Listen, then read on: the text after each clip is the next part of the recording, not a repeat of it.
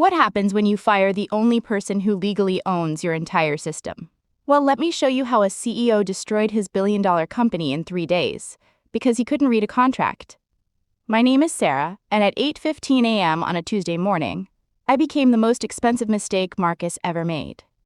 I'd spent 7 years building our tech startup, from a garage operation to an AI platform worth $1.3 billion. 7 years of 80-hour weeks, missed holidays, relationships sacrificed at the altar of innovation. I'd written over 2.4 million lines of code, filed 67 patents, and created an AI architecture so sophisticated that our competitors couldn't even understand how it worked, let alone replicate it. The morning started normally, coffee at 6:30, at my desk by 7 o'clock, reviewing deployment logs for our latest release. Our AI platform processed natural language queries for major corporations. Banks used it for fraud detection. Hospitals used it for diagnostic assistance. Tech giants licensed our APIs for their own products. We weren't just successful, we were essential. My phone buzzed at 8:03. Text from Marcus. My office. Now.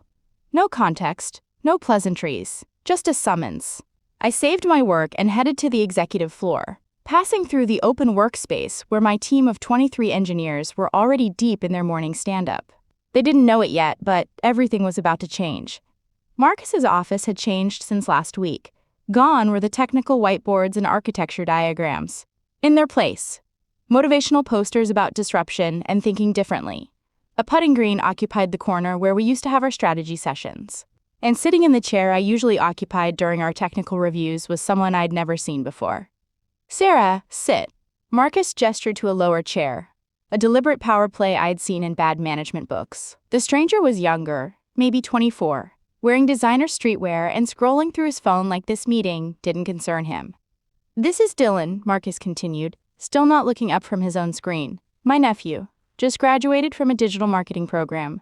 He's going to be our new Chief Innovation Officer. Chief Innovation Officer. We didn't have that position yesterday. I kept my face neutral, but my mind was already calculating trajectories. None of them good.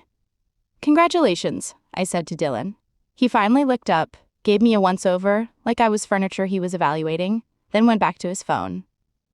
Dylan needs to understand our technical infrastructure, Marcus said. I want you to train him, full knowledge transfer. Start with the basics, loops, variables, that kind of thing. The words hung in the air like a bad smell. I'd built our system's neural architecture from scratch. I'd solved problems that had stumped graduates from top engineering schools. And Marcus wanted me to teach his nephew what a for loop was. Marcus, I'm currently managing the major client deployment, $45 million contract. We go live in 6 days. That contract can wait. This is priority. The client's CTO specifically requested my oversight. The contract has performance clauses. Are you refusing a direct order? His voice had gone cold. This wasn't a discussion. This was a test, and I'd already failed by questioning him. I looked at Dylan, who was now taking a selfie, not even pretending to pay attention to the conversation about his supposed new role. Then I looked back at Marcus, whose expression told me everything I needed to know. He'd already made his decision before I walked in. This meeting was just theater. I'm prioritizing the company's contractual obligations, I said carefully. Perhaps someone from our training department. Sarah, the full name. Never good. Your inability to adapt to our evolving culture has become a liability. Effective immediately, your employment is terminated. There it was.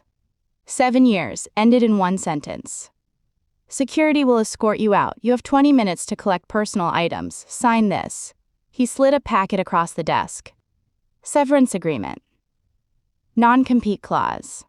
NDA so broad it basically prevented me from breathing in the tech industry for 18 months. I picked up the packet, scanning the legalese with the same attention to detail that had made me invaluable. Standard intimidation tactics. Threats of litigation if I ever spoke to a company client. Penalties for unauthorized disclosure of proprietary information. The NDA is non-negotiable, Marcus added. We have very expensive lawyers, Sarah, very expensive. I almost smiled. Almost. Because Marcus had just made the same mistake every arrogant executive makes. He assumed the contracts only protected him. I understand, I said, standing. I'll need to transfer my access codes and documentation. Already handled. Your credentials were revoked at 8 o'clock. 8 a.m. He'd fired me before I even walked in. The coffee on his desk had probably been sitting there cold, waiting for this scripted moment. One more thing. He pointed to my laptop bag. Company property stays here. Laptop, phone, any devices, any documentation. Of course, I set down my company laptop. But my personal laptop, the one I'd used for 7 years of late-night work when company systems crashed, it stayed in my bag. Along with something else Marcus didn't know about. A USB drive containing documentation he'd never thought to ask about. 2 security guards were already waiting outside, Martinez and Wong. We'd had coffee together for years. Now they couldn't meet my eyes. "Sorry, Sarah," Martinez muttered as we walked to my office. My team saw us coming. Through the glass walls, I watched their faces change as they realized what was happening. Julia's hand went to her mouth. Daniel half rose from his chair. My senior architect just stared, his code forgotten on the screen. I had exactly 20 minutes to pack 7 years into a cardboard box. Photos from product launches. The world's best architect mug my team gave me. My reference books. My notes. My coffee supplies. The little things that make a workspace feel human. What I couldn't pack, the relationships, the trust, the knowledge that lived in my head and nowhere else. Dylan appeared in my doorway, phone up, recording. "Just documenting the transition," he said, like this was content for his social media. "Uncle Marcus says I'm taking over your projects. How hard can it be, right? It's just code." Just code. 2 words that told me everything about how the next 3 days would go. "Good luck," I said, meaning it in the most literal sense. He would need luck. Divine intervention, actually. I left the building at 8:47 a.m., 32 minutes after being fired. As I walked past the reception desk with my sad little box of belongings, I caught my reflection in the lobby's glass walls. I looked exactly the same as I had an hour ago, but everything had changed. My phone, my personal phone, buzzed as I reached my car. Text from Julia. "What just happened? Team meeting in 5 minutes. Dylan is running it. He just asked what an API is." I sat in my car in the parking garage, the concrete columns rising around me like a tomb. Most fired employees would be panicking right now, updating resumes, calling recruiters, crying. I pulled out my personal laptop and opened a terminal window. Time to see if the insurance policy I'd filed 7 years ago was still valid. The screen flickered to life, showing a dashboard Marcus had never seen, a system he didn't know existed. Because while I'd been building our platform for the company, I'd also been protecting myself. 7 years ago, when we were just Marcus and me in a garage, we'd structured the company in a particular way. Marcus handled business, I handled technology, and because we needed my mother's investment to get started, we'd created a separate legal entity, with my mother as the primary stakeholder. The company licensed the technology from my family's entity. As long as I remained employed, the license was automatic, invisible, effectively permanent. Marcus had signed the agreement without reading it, too excited about building the next big thing to care about paperwork. But that license had a clause, a very specific clause, one that Marcus's very expensive lawyers had apparently never reviewed. I typed a command. The system responded, "Employment status, terminated. License verification required within 72 hours. 72 hours. 3 days. That's how long the company had to negotiate a new licensing agreement with my family's entity, or the entire system would lock them out. I pulled up my email. Drafted a message to our family lawyer, the one who'd helped structure everything back when I was a nervous 27-year-old trying to protect my life's work. "Begin license renegotiation proceedings," I wrote. "Standard rates for enterprise AI licensing. And Robert? Make sure they understand what happens if they try to force access." My phone rang. Marcus. I let it go to voicemail. He called again and again. By the time I pulled out of the parking garage, I had 7 missed calls. The voicemail was predictable. "Sarah, we need to talk about knowledge transfer. This is unprofessional. Call me back immediately." I didn't call back. Instead, I drove to a coffee shop 6 blocks away, ordered my usual vanilla latte, and opened my laptop. Inside the building, Dylan would be discovering his first problem right about now. The system was asking for architect-level authentication, code he didn't have, access I'd never transferred because Marcus had been in such a hurry to escort me out. My phone. Marcus again. Julia. Daniel. My senior architect. The CTO. Even the VP of engineering, everyone was calling. No one could access the core systems. I sipped my coffee and watched the dashboard, every failed login attempt. Every desperate workaround. Every moment of growing panic as the engineers realized the truth. I hadn't just built the system. I was the system. And I'd just been fired. At 10:15 a.m., the first system alert triggered. Our major client, that $45 million contract, had tried to run a query. The system had entered a protection mode. Access denied. Error code 4701. License verification required. At 10:47 a.m., 3 more clients hit the same wall. By 11 a.m., every single customer was locked out. My phone wouldn't stop ringing. I turned it off. Because Marcus had wanted innovation and disruption. He'd wanted fresh perspectives and cultural fit. He'd wanted to replace 7 years of expertise with a nephew who didn't know what an API was. And now he was about to learn the most expensive lesson of his career. Some people aren't replaceable, some knowledge doesn't transfer, and some contracts should actually be read before you sign them. The countdown had started. 72 hours. 3 days. By Friday at 8:15 a.m., the company would either negotiate with me or they'd lose everything. I ordered another coffee and opened my laptop. Time to see how desperate they'd get. Day 1 ended at 11:47 p.m. with my phone showing 163 missed calls. I turned it back on just to watch the numbers climb. Marcus had called 47 times personally. The rest were from engineers, executives, board members, even investors who'd somehow gotten my number.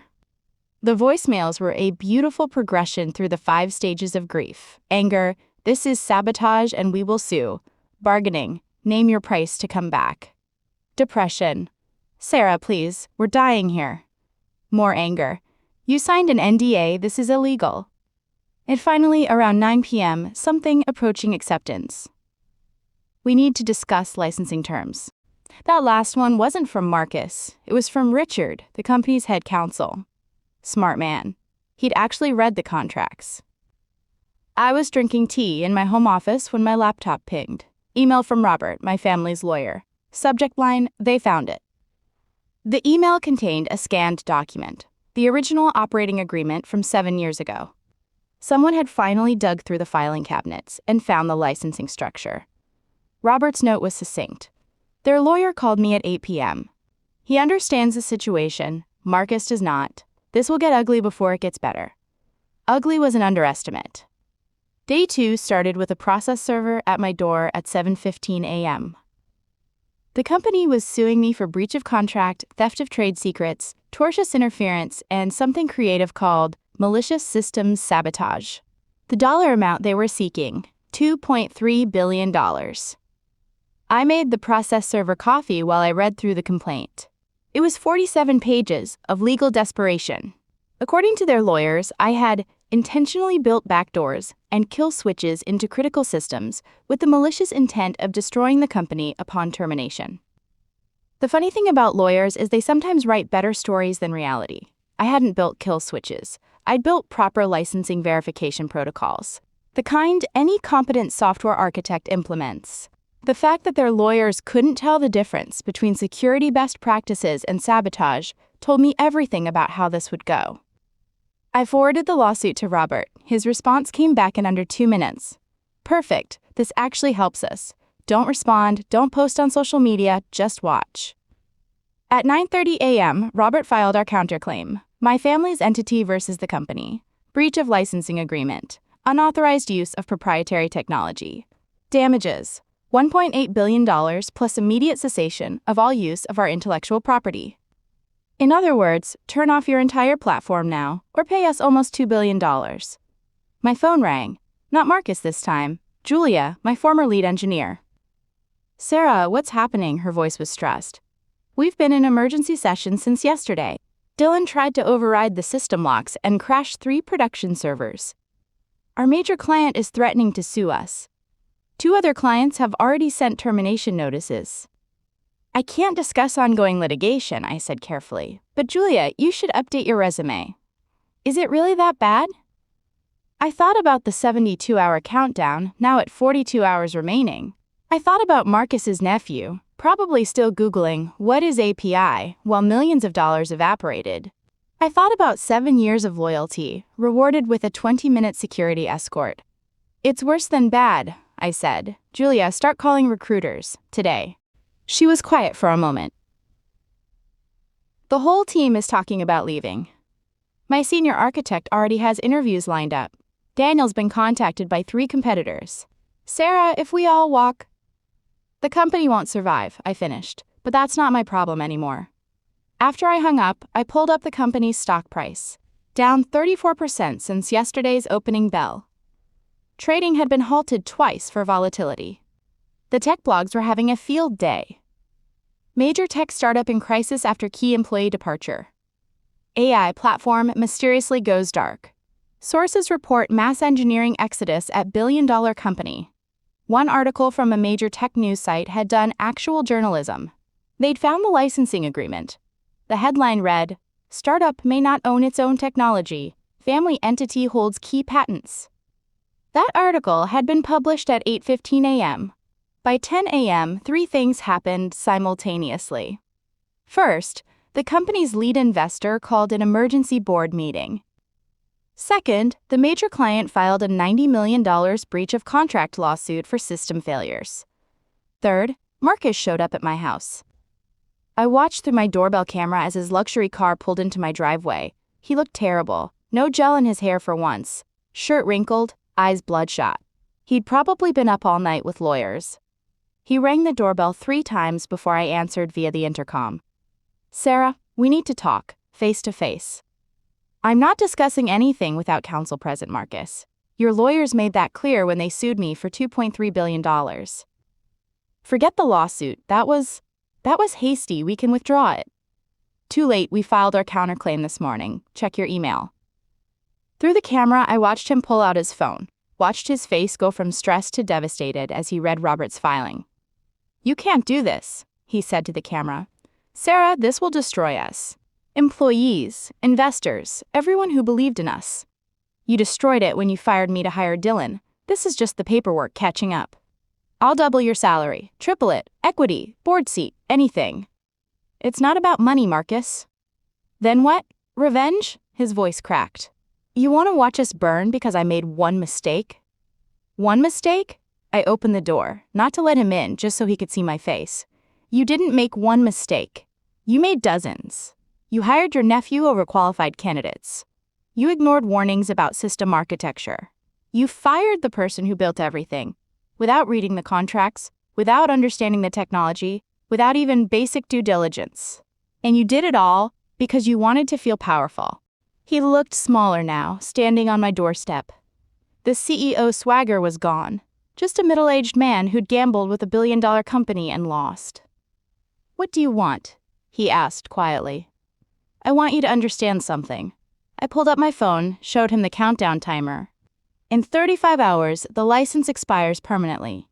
After that, even if you pay us, even if you beg, the system enters permanent lockdown. Your choice is simple: negotiate with my family's entity now, under our terms, or lose everything. Our terms. What are your terms? That's between your lawyers and mine. But Marcus, whatever number you're thinking, it's not enough. You wanted innovation. You wanted disruption. Congratulations. You got both. I closed the door. Through the camera, I watched him stand there for almost a minute before walking back to his car. His phone was already out, making calls. Probably to Richard, to the board, to anyone who might have a solution. There wasn't one. Not anymore. By noon, the tech industry was in full speculation mode. Discussion forums about the collapse, social media threads about licensing agreements. Professional network posts from former employees carefully worded but clearly jumping ship. Dylan, bless his social media addicted heart, had posted a story at 11 a.m. Crazy morning at the office, but we're disrupting the disruption. Sometimes you gotta break things to build them better, biceps rocket. The comments were brutal. You broke a billion-dollar company in 48 hours. That's not disruption, that's incompetence. Maybe learn what an API is before running a tech firm.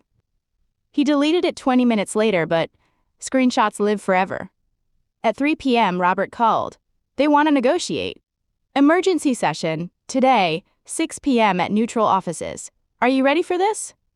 I've been ready since Tuesday at 8:15. The negotiation took place at a downtown law firm neither side had relationships with, neutral territory.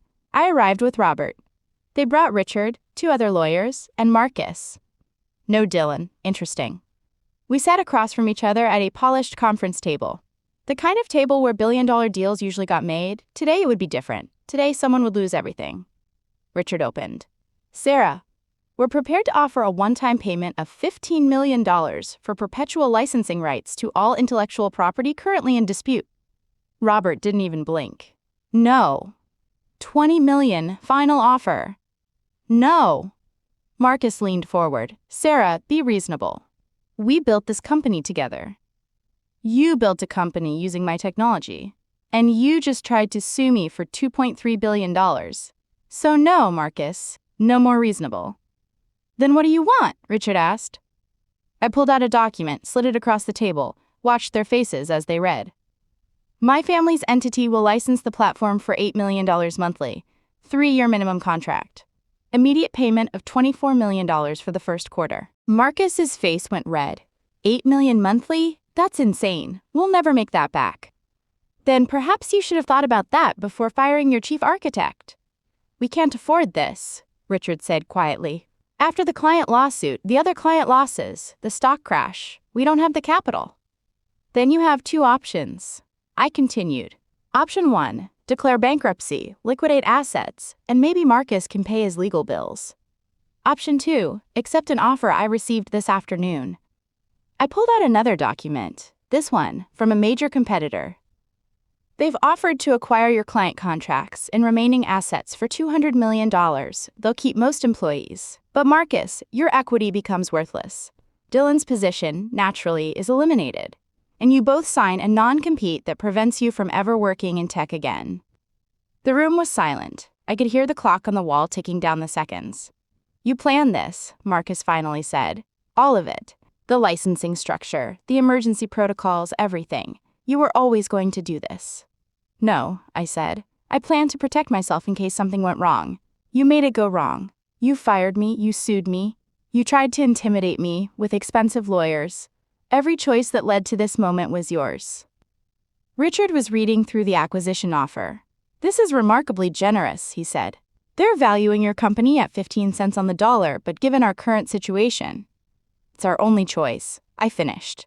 Take the deal, salvage what you can, or refuse, and I checked my watch, 27 hours, you have nothing. Marcus looked at me across that conference table. 7 years we'd worked together. Late nights. Victory celebrations.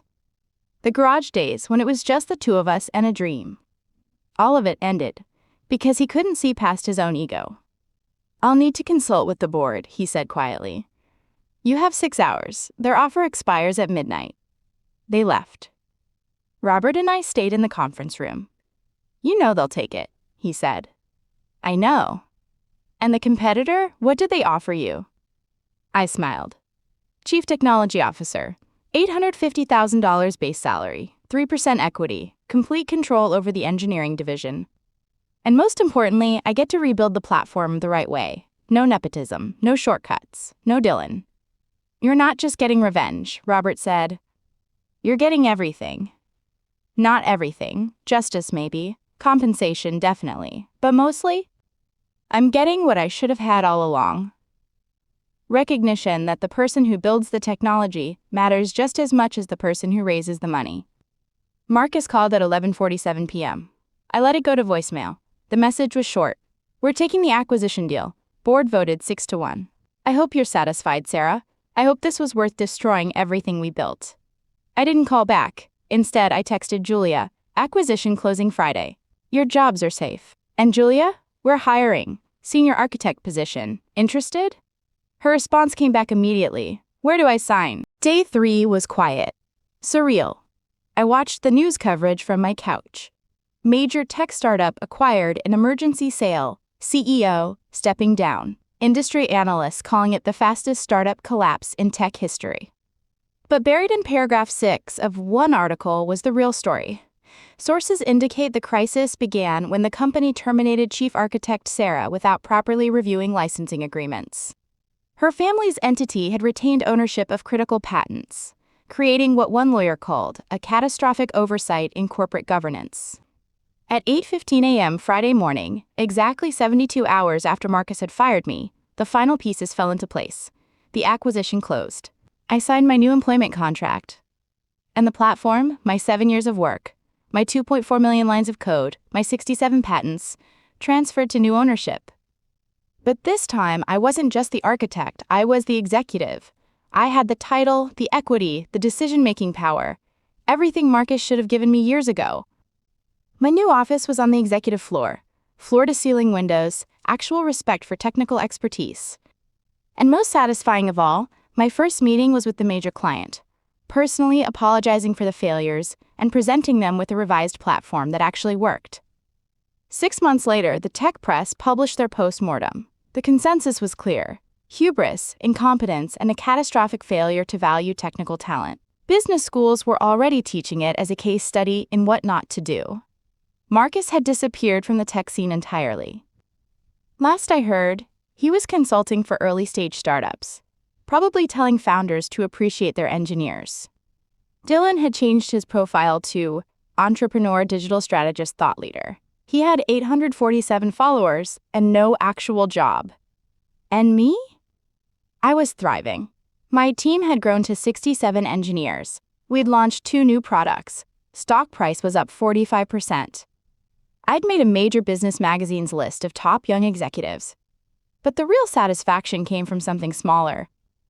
Last week, I got an email from a young engineer at a different startup. She'd read about the collapse and wanted advice. "My CEO wants to replace me with someone less expensive," she wrote. "Should I just accept it? I don't want to cause problems." I replied, "Read your contracts, document your work, protect your intellectual property, and if they fire you anyway, make sure they understand exactly what they're losing. Some of us are irreplaceable, never forget that." Because that's what Marcus learned the hard way. You can fire an engineer, you can replace a salary, but you can't replace the person who built your entire foundation, not when they were smart enough to protect themselves. He fired me at 8:15 a.m. on a Tuesday. By Friday, I owned everything he needed to survive. And that wasn't revenge, that was just good contracting. Thank you so much for listening to this story of corporate justice. I'm curious, where are you listening from right now? Drop a comment below and let's connect. If you enjoyed watching Marcus learn this expensive lesson, please subscribe to the channel and share your thoughts. Have you ever had a boss who didn't appreciate your value? How did you handle it? Let's discuss in the comments. Remember, always read your contracts, always protect your work, and never let anyone tell you you're just an engineer. Sometimes, we're the only thing holding the whole system together.